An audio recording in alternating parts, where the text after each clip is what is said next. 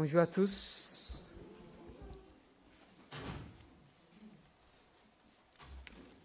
Alors, je ne sais pas si on est bien réveillé ce matin.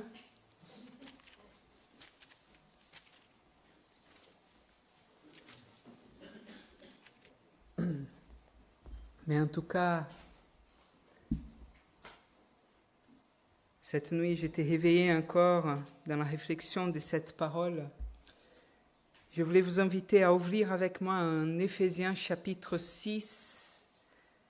C'est la fin de notre série de prédications sur Éphésiens.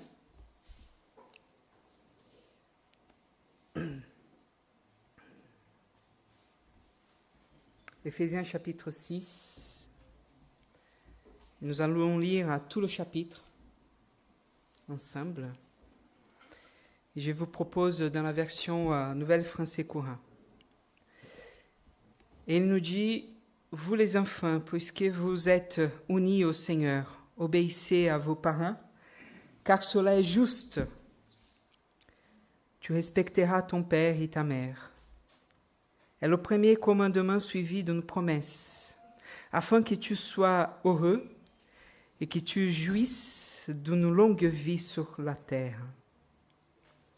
Et vous, les pères, n'irritez pas vos enfants par votre attitude, mais élevez-les en leur donnant une éducation et une formation inspirées par le Seigneur.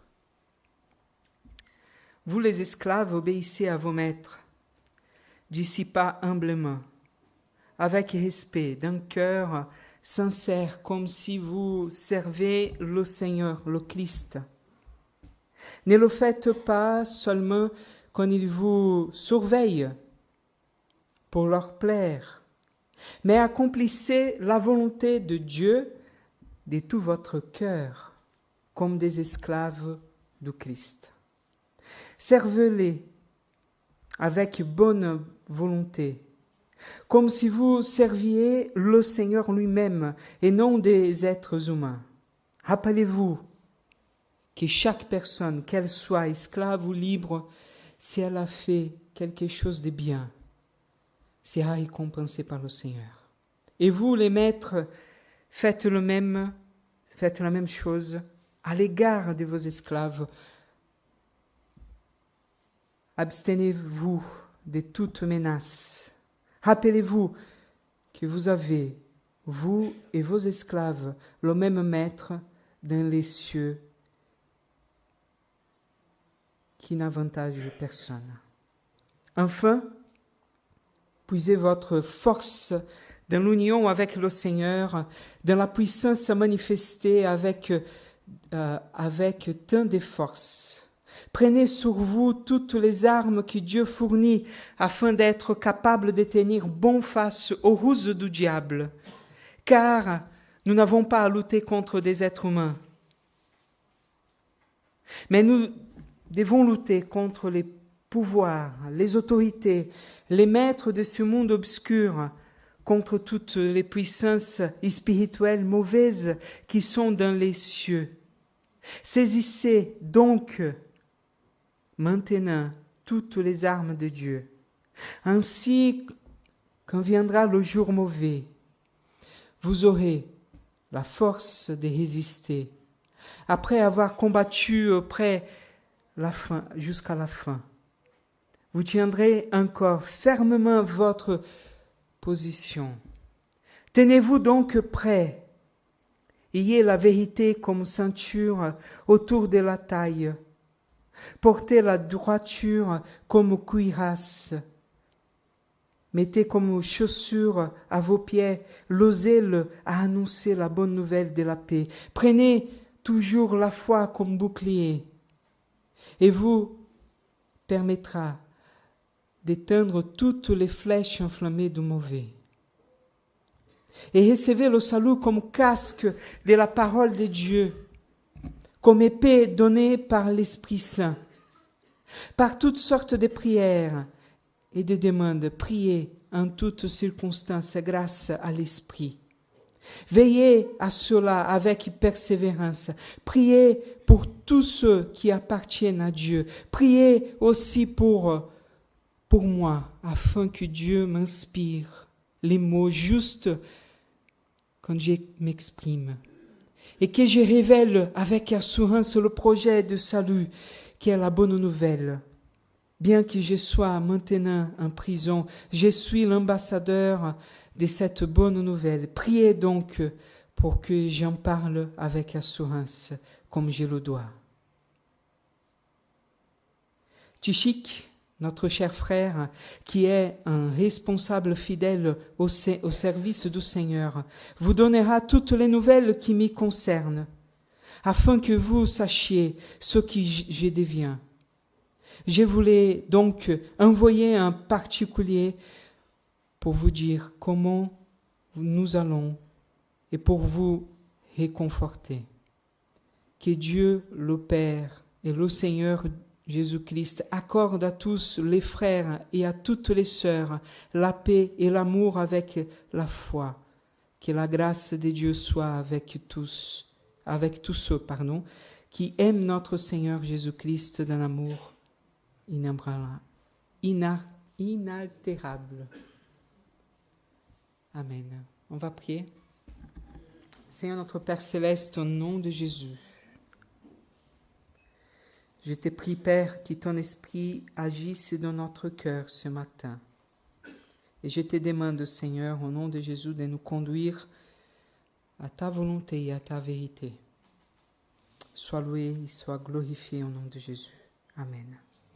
Vous savez, pendant toute cette semaine, j'ai lu et j'ai relu ce texte, j'ai essayé de le mettre en tous les sens.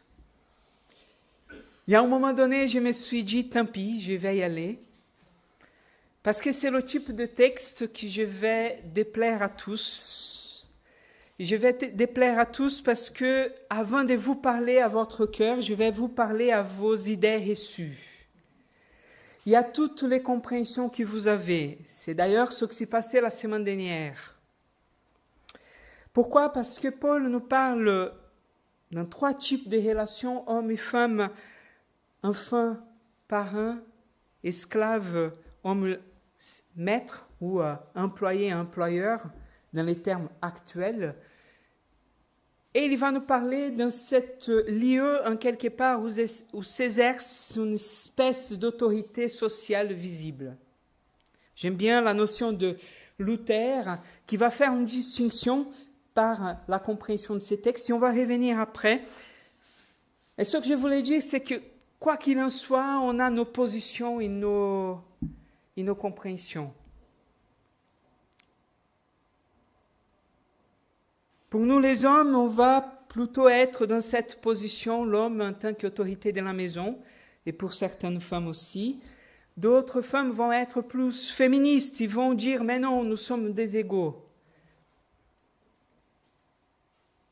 Pour la création des enfants, on va avoir des parents qui vont être plus stricts, ils vont dire « mais aujourd'hui, on n'a plus l'autorité des parents ».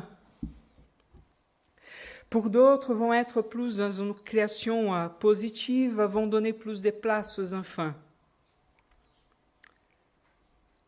Pour certains, vont être hyper engagés pour la lutte pour le travailleur. Il faut qu'on ait de droits. Pour d'autres, c'est ce qui fait faillite à notre pays. Si ce n'est pas les maîtres qui sont là en train de bosser pour donner l'emploi à nos travailleurs, qu'est-ce qui serait de notre pays? Bref, quoi que j'en dise ce matin, vous allez sortir d'ici avec vos positions. Et je me suis dit, tant pis, je vais dire ce que le Seigneur nous dit ce matin.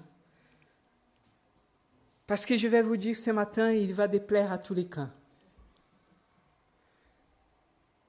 Parce que ce que je vois dans ce texte, c'est qu'il va nous parler en tant que parents et en tant qu'enfants. Il va nous parler en tant que maître et en tant qu'employé.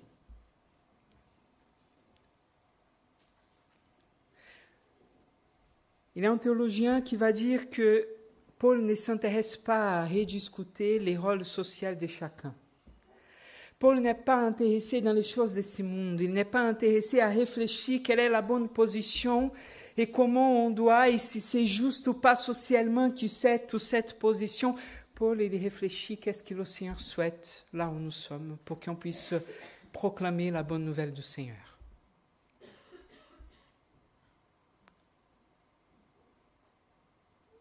Mais il vient nous interroger dans nos positions telles que nous sommes. Aux enfants, comment je peux avoir un regard de mon père, comment je peux avoir le respect à mon père, malgré le fait d'être un père injuste et parfois violent. Comment je dois me positionner pour révéler dans ce que je suis par rapport à mon père, pour me mettre en sécurité, mais en même temps apporter le respect qui lui est dû. Et comment moi, en tant que parent, je puisse enlever mon fils avec tout l'amour, avec tout le respect que je lui dois, mais aussi l'enseigner ce qui est bon et ce qui est correct. À ne pas dépasser les limites en quelque part pour que, dans ce que je suis, je puisse exercer la fonction que j'ai pour la gloire de Dieu. Parce que c'est ça la distinction que Luther va faire. Il va dire qu'il y a une distinction entre ce que je suis et la fonction sociale que je vais exercer. Et la fonction sociale ne peut pas me définir dans ce que je suis. Mais ce que je suis va définir tel que je suis dans la fonction sociale que j'exerce.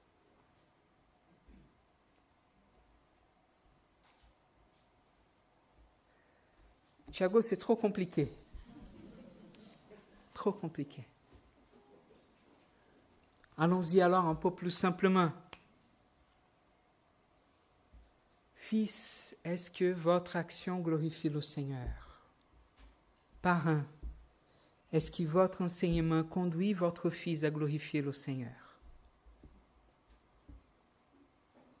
Employé, est-ce que vous faites ce que vous faites pour la gloire de Dieu, que votre patron soit à votre côté ou pas? Patron, est-ce que vous exercez votre responsabilité, votre leadership d'une façon telle que vos travailleurs puissent glorifier le Seigneur? Voilà. Si vous répondez à cette question, et si vous, dans votre position, vous le faites pour la gloire de Dieu, alors faites-le.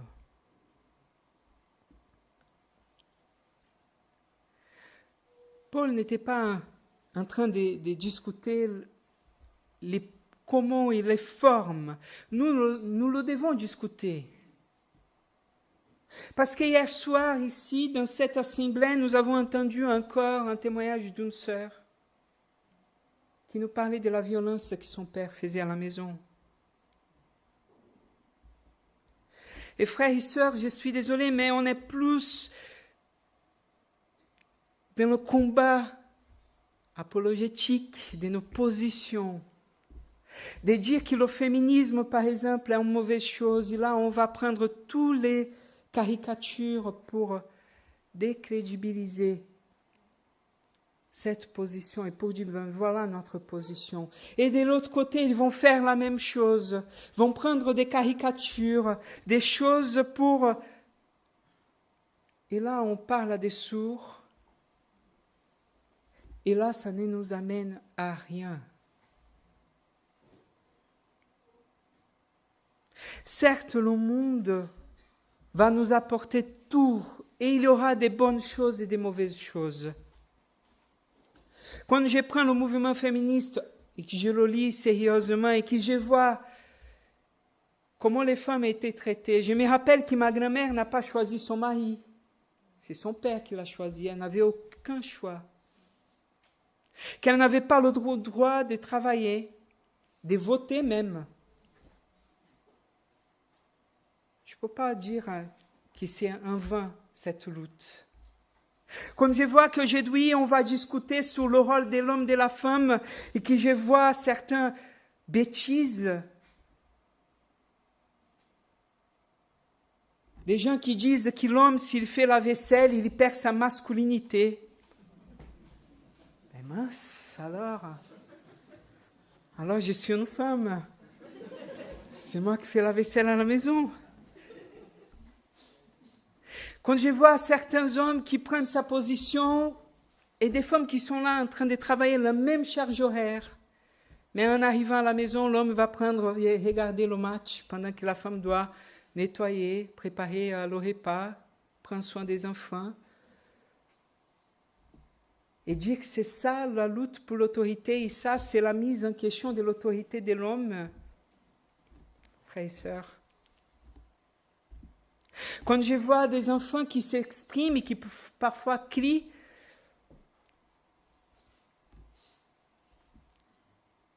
et notre regard, mais ces parents-là ne font rien. À mon époque, l'enfant ne pourrait rien dire. Et on parle de ça avec joie. À mon époque, c'était le respect. Si je disais quelque chose, mon père me mettait la baffe.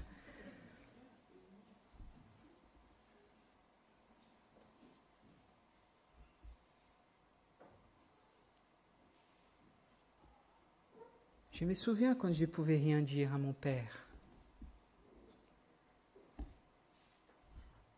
Pour certains, ça c'est l'autorité. Mais est-ce que c'est ça vraiment l'autorité? Empêcher l'enfant de s'exprimer.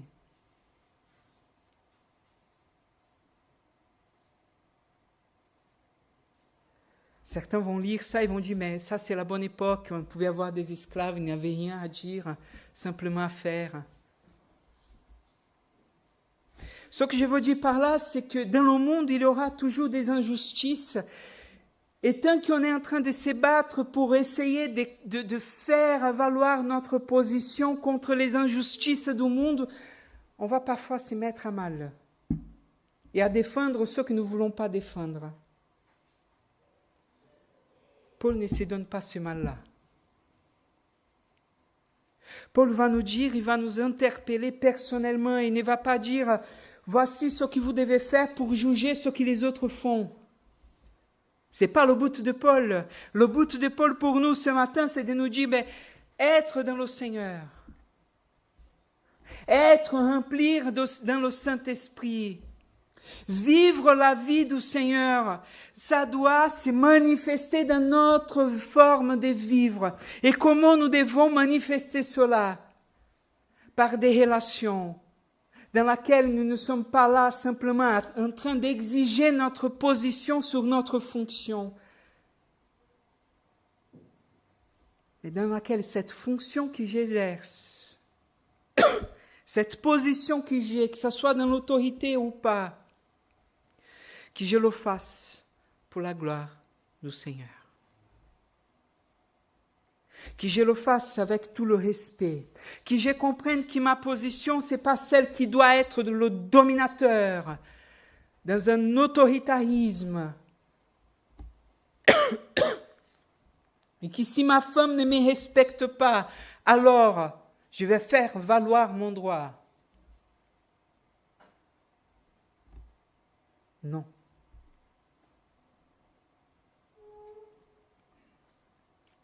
Je me souviens un jour, c'est dur d'être pasteur. Je me souviens d'un jour, dans une dispute, j'ai laissé mes paroles aller au-delà de ce que je voulais, dans la colère du moment. Et mon épouse se tourne vers moi avec une parole, elle m'a complètement tais, elle m'a dit, mais ok, pasteur.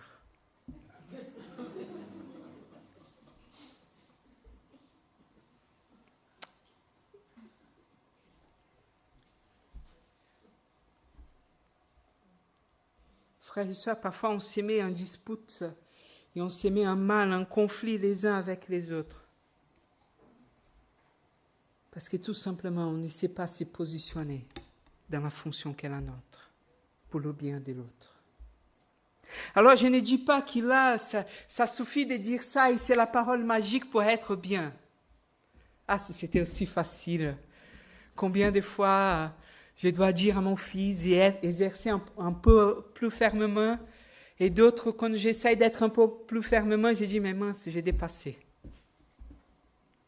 Et d'autres que je veux donner plus d'espace pour qu'ils puissent s'exprimer et avoir sa joie. Et là, je dis, mais là, c'était pas le moment. J'aurais dû être un peu plus ferme. Dans le travail, la même chose.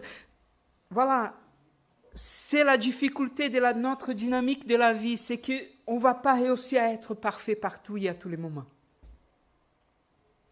Mais le but de Paul, c'est de nous dire, voilà, même si on n'est pas parfait, même si on commet des erreurs, nous devons chercher la gloire du Seigneur dans ce que nous vivons.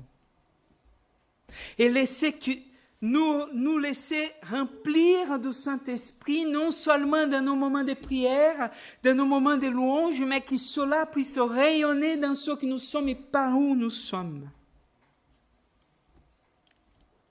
C'est dans cette optique qu'on va entrer dans le verset 10, et du verset 10 jusqu'au verset 19, dans cette notion que la vie, en quelque part, nous sommes dans un combat. Que la vie et le projet de Dieu ne va pas s'y faire comme dans une vision idéologique remplie de belles choses. Voilà, ça ne va pas être le paradis tout de suite, disons clairement et cash. Au contraire, Paul nous dit, il commence dans le verset 10, et on va découper le texte de cette façon, du verset 10 au verset 12.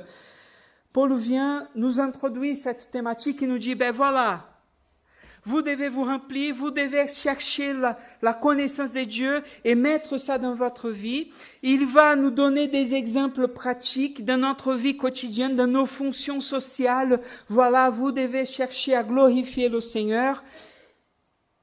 Mais verset 10, il nous dit quelque chose qui nous met un peu la puce à l'oreille.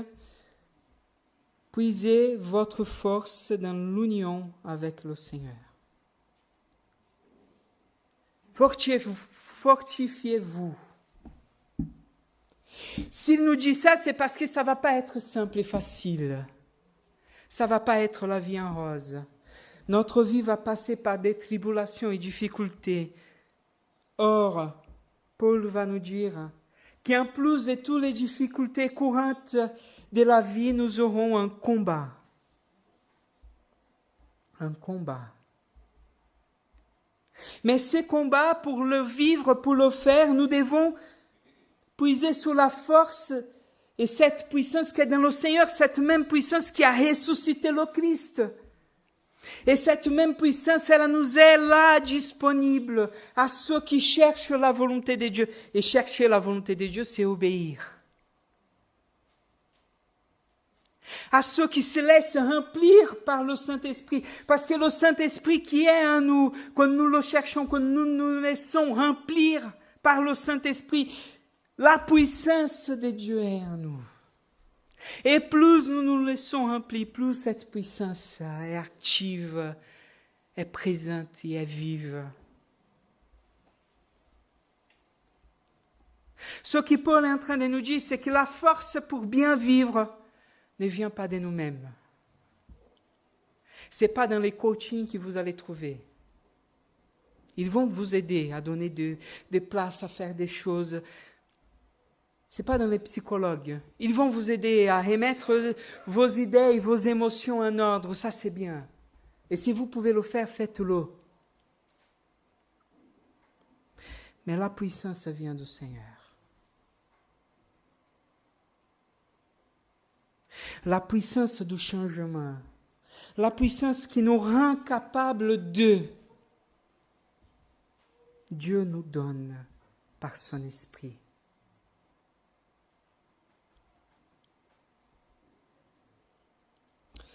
Frères et sœurs, je vous ai dit l'autre fois, et je répète parce que ça c'est quelque chose qui me tient à cœur. On est riche. Je vais répéter. On est riche. Répétez avec moi. On est riche. Dieu nous donne la puissance et la capacité d'être.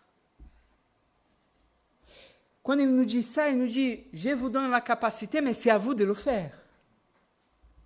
Parce que regarde le verset 11, « Prenez sur vous toute l'arme que Dieu fournit, afin d'être capable de tenir bon face aux ruses du diable. » Donc, Paul est en train de nous dire, écoute, nous ne sommes pas seuls dans ce monde, il y a quelqu'un qui lutte contre nous, il y a quelqu'un qui va utiliser des ruses, il y a quelqu'un qui va essayer de nous mettre à mal. Cela ne viendra pas dans une espèce de spiritualité en dehors des choses réelles. Non, va se passer dans ce que nous vivons quotidiennement. Ça va se passer dans ce dialogue avec votre épouse et dans un moment où, vous savez, il y a un tout petit manque de compréhension et une parole qui va vous énerver et qui va vous enlever de votre calme et qui va vous faire entrer en colère. Et là, dans ce moment, le diable a mis quelque chose.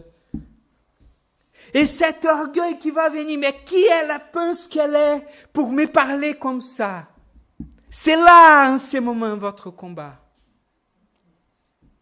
Votre combat va se faire en sortant ici de l'église. Et quelqu'un qui va vous faire un queue de poisson. On dit ça? Et entrer devant vous. Ou peut-être à l'inverse, quelqu'un qui allait chercher le pain et qui est à 20 kilomètres. Et là, vous dites, mais j'ai faim, je veux manger. Et quel est votre réflexe? Qu'est-ce qui va venir dans votre cœur? Je vais klaxonner. Qui il pense qu'il est pour m'arrêter? J'ai faim. C'est là le lieu du combat. Le lieu du combat, c'est là quand vous voulez faire la volonté de Dieu. Et quelqu'un va s'y mettre d'une façon que vous n'attendez pas. Et qui va venir même vous dire des choses qui vous disaient, mais quelqu'un peut penser de cette manière? Mais voilà comme le diable va agir. On pense qu'il va venir apparaître devant nous avec des grands cornes, tout rouge, avec des flammes derrière. Voilà le diable. Non. Parce que regarde, il va utiliser des ruses. Il ne va pas apparaître et dire, voilà, je suis le diable et maintenant je vais te tenter. Si c'était ça, c'était simple. C'est là, dans ces enjeux quotidiens, que le diable vient essayer de nous arrêter. Mais regarde, Dieu nous donne des armes. Il nous rend capables. Cela veut dire que ce n'est pas à Dieu de combattre notre combat. Première chose, ce n'est pas à Dieu de faire ce qui doit être fait par vous et par moi. Dieu nous rend capables, mais c'est à nous de mettre les choses en place. C'est à nous d'aller travailler. C'est à nous d'aller lutter pour tenir ferme, pour résister, pour continuer, pour persévérer.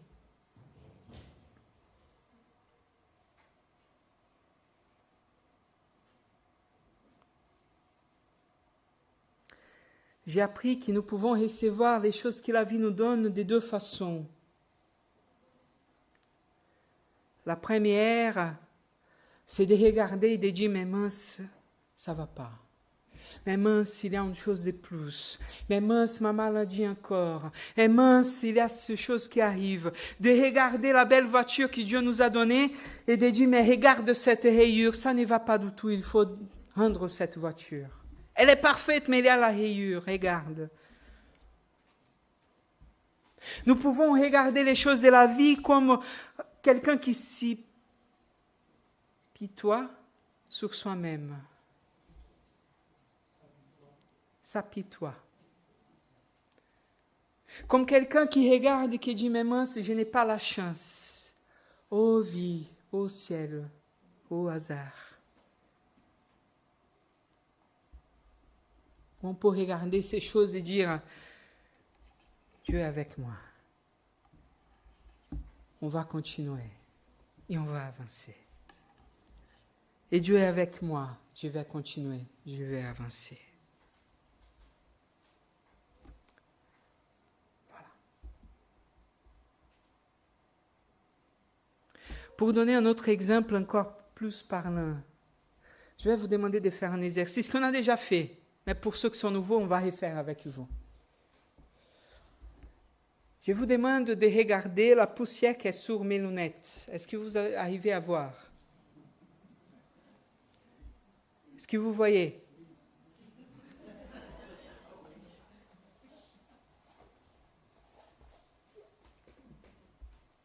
Moi, je le vois aussi. Voici le diable. Le diable, c'est de la taille de cette poussière. Regardons autour de nous, regardons la taille de cette salle. Voilà Dieu. Voilà la puissance de Dieu par rapport à la puissance du diable.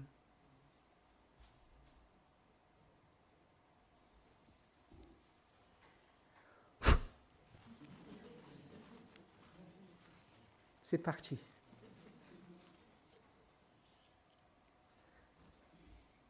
Frères et sœurs, ce que je veux vous prendre conscience ce matin, je ne dis pas ça pour qu'on puisse vivre la vie. Ah, Dieu est avec moi, donc je m'en fiche.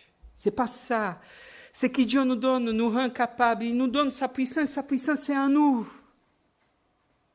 Mais parce que nous ne cherchons pas et parce que nous laissons ça de côté, parce que ça c'est fait juste partie d'une petite partie de notre vie, qu'on va chercher juste le dimanche matin et qu'après on va oublier tout le restant de la semaine, on vit comme si on n'aurait pas cette force de Dieu vivant en nous. Et là, Paul va commencer à décrire les éléments de cette puissance, de cette armure, pour qu'on puisse combattre. Inspiré, je pense qu'il y a beaucoup d'Ésaïe 59, mais dans cette vision de combattre. Et il va nous donner ces 6 éléments de cette armure. Aujourd'hui, on ne va pas pouvoir dire élément par élément. Mais ce que j'ai trouvé intéressant, c'est qu'il commence dans le verset 14. Tenez-vous donc prêts, ayez la vérité comme ceinture autour de la taille. Apportez la droiture comme cuirasse. Or, dans le texte originel, c'est ça que je trouve intéressant, cette cuirasse, elle avait 2 fonctions à l'époque. D'abord, elle tenait bien la tunique. Donc, ça permettait le mouvement. Mais la notion de vérité, elle peut être comprise ici de 2 façons. La première, la façon dans laquelle Paul va exercer, il va parler de la vérité tout au long du texte, d'ailleurs, dans le contexte immédiat du livre, quand il parle de la vérité comme cette révélation du Christ. Christ révélé, cette vérité comme le Christ révélé en nous. Le Christ qui se manifeste. Et la vérité, elle apporte cette forme d'une manifestation, d'une réalité qu'on ne voit pas, qui n'est pas visible. Mais elle peut être comprise ici dans cette traduction que j'ai utilisée aussi comme cette posture de vérité. Comme cette position dans laquelle on ne se met pas à mal. J'ai la vérité et je vais me tenir à la vérité, quel qu'il soit. Cette droiture. Et je vous dis, prenez les 2. Prenez les 2 parce qu'elles ne sont pas contradictoires. En étant dans la vérité, le Christ, nous devons être dans une vérité, dans une droiture.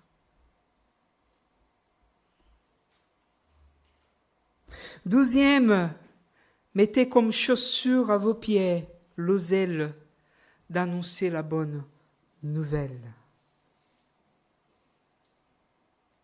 Et là, chaussure et la chaussure romaine, je pense que c'est à ça qui va inspirer Paul. C'est une chaussure qui était faite exprès pour les soldats.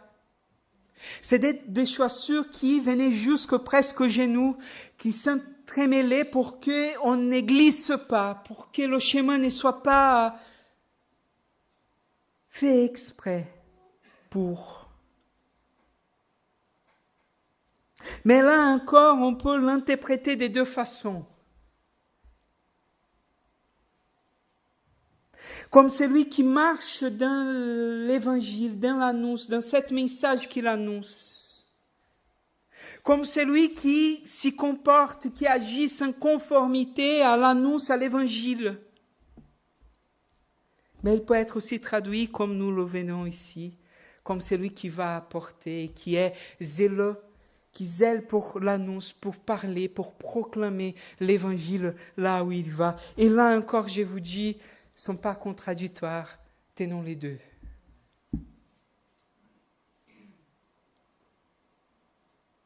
Soyons zéleux pour apporter, pour annoncer, pour amener la paix. Et le message de l'évangile, c'est quoi le message de l'évangile? C'est Paul qui va nous dire, 1 Corinthiens 15, Christ est mort. Il a été enseveli, mais il est ressuscité au 3e jour. Annonçons qu'en Saint Jésus-Christ, il n'y a pas de salut. Que l'amour et la grâce de Dieu s'y révèlent à nous tous et à tout homme et femme en Jésus-Christ. Que Dieu vous aime, mais qu'il vous appelle à lui. Il vous appelle à changer de vie. Marchons en ça.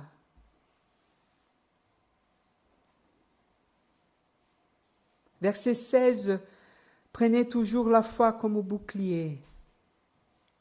Et je ne sais pas vous, mais on pense que ces boucliers, c'est le petit bouclier. C'est John Stott qui va dire non, c'est des boucliers qui étaient à grains. Ils faisaient 1,20 m par 75 cm de largeur. Il y avait deux palettes de bois qui étaient revêtues de fer. Donc c'était quelque chose de lourd. Et ça protégeait comme les flammes, comme les flèches, contre les flèches enflammées, contre toutes ces attaques. Et en quelque part, pour nous, cette foi, c'est exactement ça. Parce que les flèches, ici, on pourrait presque le dire, c'est toutes ces pensées qui nous font douter, qui nous font arrêter, toutes ces paroles qui viennent dans notre cœur pour nous faire douter de ce que nous sommes.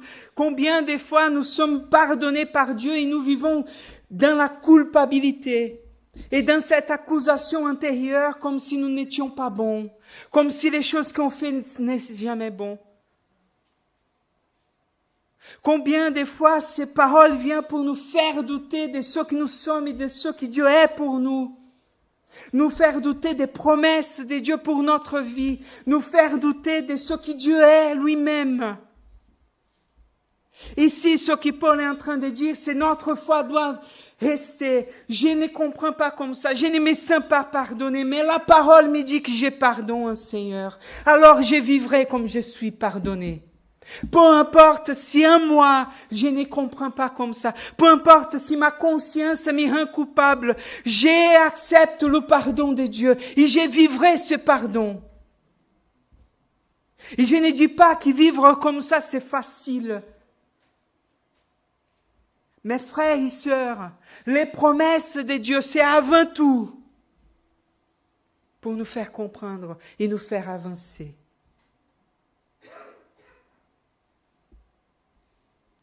Alors, quand vous êtes face à la parole de Dieu et que la parole de Dieu vient dire quelque chose qui votre conscience, qui votre sentiment, qui votre amour, qui votre peur fait douter, restez avec la parole de Dieu.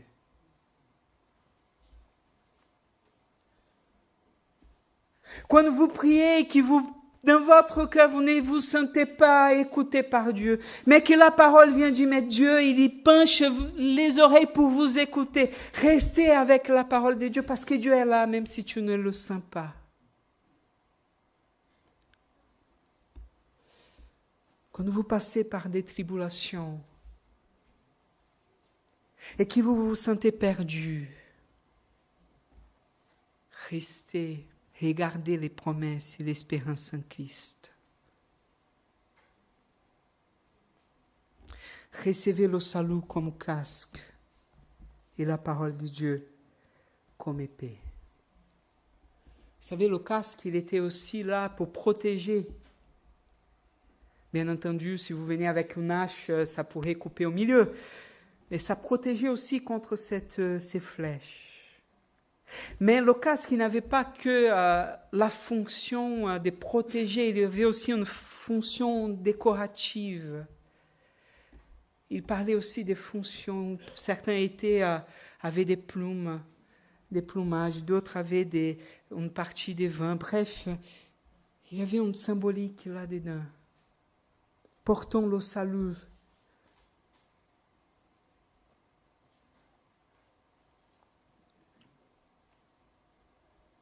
Et la parole de Dieu comme épée donnée par l'Esprit Saint. Là encore,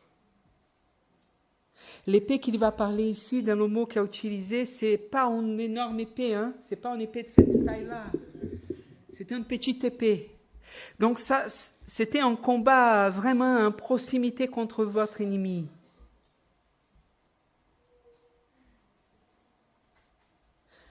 Et il y a des façons de comprendre le texte. Pour moi, ici, c'est la parole qui s'y fait vivant par le Saint-Esprit de Dieu. La Bible, nous pouvons lire du début jusqu'à la fin cette parole qui a été inspirée par Dieu et dans laquelle je pense qu'il fait référence ici, quand il nous parle parole de Dieu, parce que c'est souvent, Paul utilise ce terme pour parler de cette parole inspirée dans laquelle nous recevons. Mais cette parole, si elle n'est pas vivante par l'Esprit dans notre cœur, elle ne sert à rien. Si l'Esprit ne vivifie pas, et là, je pense qu'il y a un double enjeu ici, parce que si nous n'avons pas accès à la parole, si nous ne prenons pas le temps de lire, de méditer, de passer du temps, comment l'Esprit pourra vivre cette parole au moment du combat?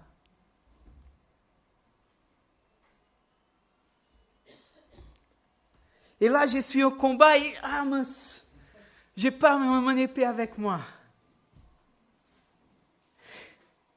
Combien de fois, dans des moments difficiles, il y a des textes qui viennent dans la tête, des textes que vous avez lus, et qui viennent répondre exactement à ce moment-là que vous avez. En quelque part, Paul est en train de nous dire, laissez-vous inspirer par cet esprit qui est en vous, qui va vous apporter cette parole que vous avez besoin au moment où vous avez besoin. Au moment du combat, il va vous apporter.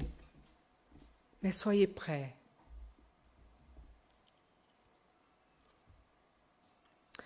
Je ne vais pas m'attarder à ça, mais Paul va entrer du verset 18 au verset 20 dans la prière. Et je pense qu'ici, ce n'est pas un élément en plus des autres éléments. Je pense que Paul, il nous donne tous ces éléments que nous avons pour combattre. Et là, Paul va dire, mais maintenant, passez à l'offensive.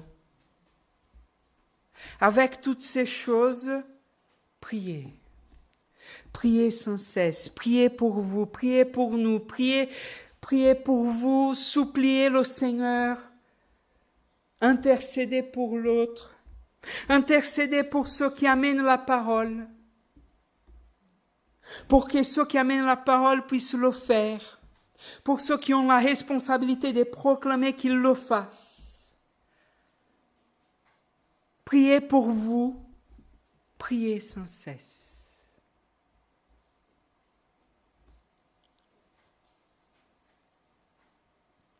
Isabelle le répète sans cesse. La prière est l'air que nous respirons, notre carburant qui fait marcher. Parole et prière sont fondamentales dans notre spiritualité.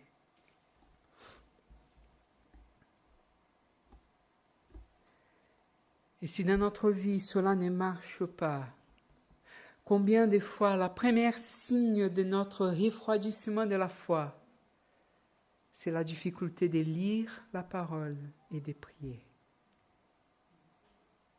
si vous perdez le goût pour la lecture de la parole, si vous perdez le goût, le sens de la prière, c'est les premiers signes que vous êtes en train de s'éloigner de Dieu.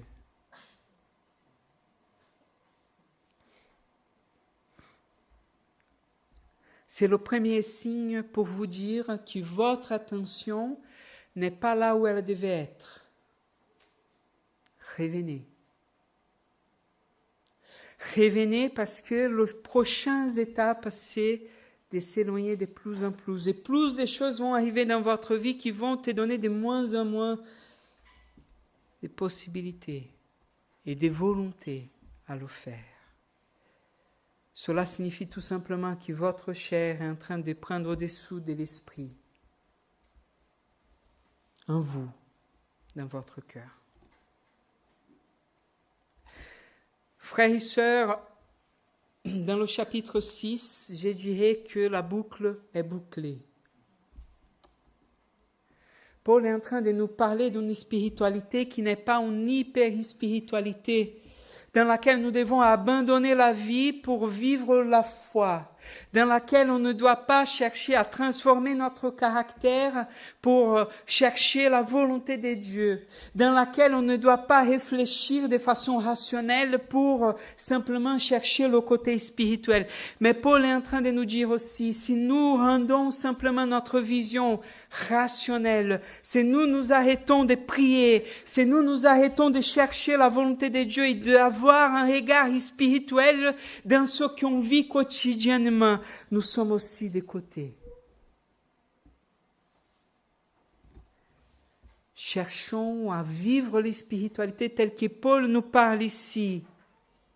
Une spiritualité qui nous questionne dans nos actions pratiques, qui remet en question notre caractère, notre personne, qui nous fait réfléchir et changer notre comportement. Une spiritualité qui regarde les conflits quotidiens, mais qui sait que si je ne suis pas dans la prière et que je ne prie pas pour celui qui est en train de s'opposer à moi, qui est en train d'être en conflit à moi, je suis en train de perdre le combat parce que je ne combats pas le bon ennemi.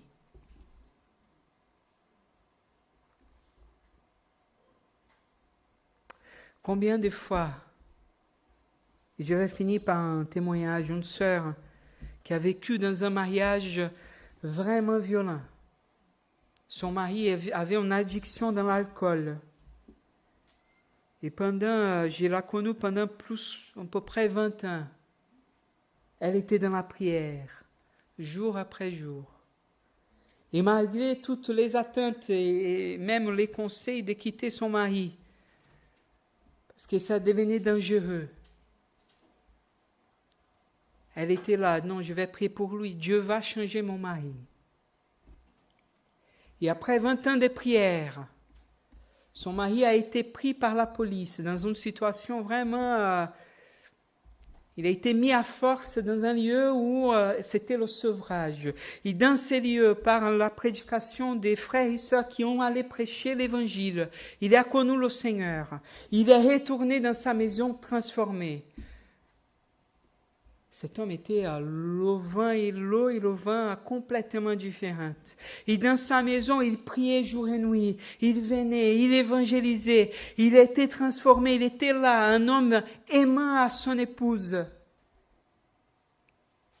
Et là, elle a demandé le divorce. Et elle est partie. Pendant 20 ans, elle a demandé au Seigneur de changer le cœur de son mari.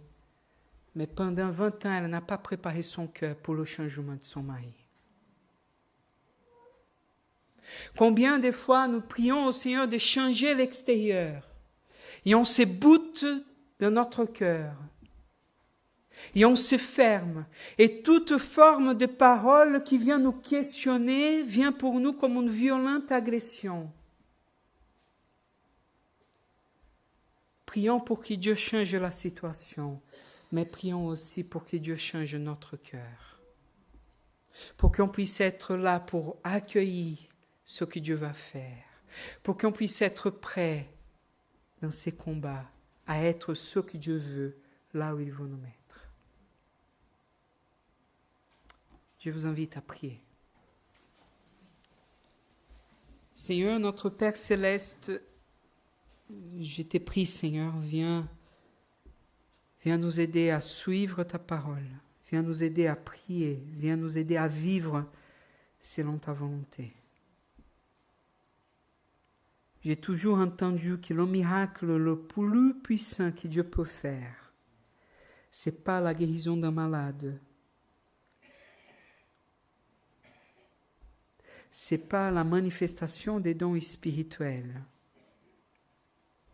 C'est le changement d'une vie, le changement d'un cœur. Des personnes qui, par la vie, ont été parfois maltraitées, qui ont mal vécu des situations et qui ont créé des carapaces, des concepts fermes, des positions dures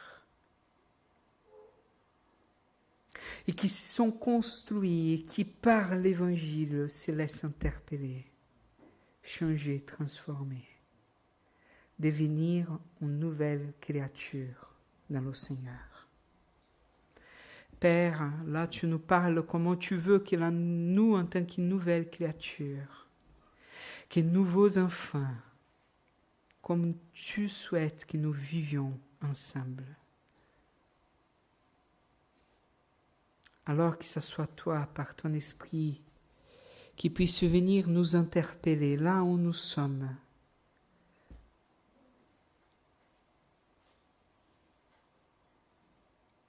Nous te prions, Seigneur, au nom de Jésus. Amen.